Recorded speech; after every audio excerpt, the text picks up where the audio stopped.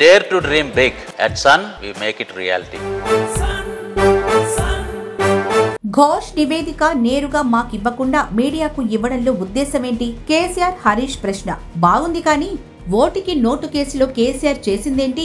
అది పనిగా మీడియాకు వీడియోల లీకేజ్ చేసి తద్వారా వారి ప్రతిష్టకు భంగం కలిగించలేదా? ఇక ఫామ్ హౌస్ ఎమ్మెల్యేల కొనుగోలు వ్యవహారంలో నడిపించిన హైడ్రామాలో మీరు పాటించిన నిబద్ధత ఏ పాటిది అన్నది ఇక్కడ ప్రధాన చర్చనీయాంశంగా మారుతోంది. తమ దాకా వచ్చే వరకు గులాబీ దళాధిపతికి తెలియరాలేదా అన్న కోణంలో కొందరు ప్రశ్నిస్తున్నారు. మేడిగడ్డ ప్రాజెక్టు కుంగడంలో ఎలాంటి డిజైనింగ్ లోటు లేదని చెప్తున్నారు. సరే, మరి ఈఈలు ఈఎన్సీలు ఇంత భారీ ఎత్తున ఎలా బొక్కారు? హరిరామ్, శ్రీధర్, మురళీధర్ రావు వంటి వారే 1000 కోట్లకు పైగా వెనకేసిన పరిస్థితి. మరి దీని మాటేంటి? పదే పదే ప్రాజెక్టు వ్యయం పెంచింది నిజం కాదా? ఇదే విషయంపై కోర్టులో దావా చేసిన రాజలింగం అనే సామాజిక కార్యకర్త హతమారిపోవడంలో అంతరార్థమేంటి? ఇలా చెప్పుకుంటూ పోతే ఎన్నో ప్రశ్నలకు సమాధానం రాబట్టాల్సిన పరిస్థితి. దీన్ని బట్టి సీనేటో అర్థం చేసుకోవచ్చు.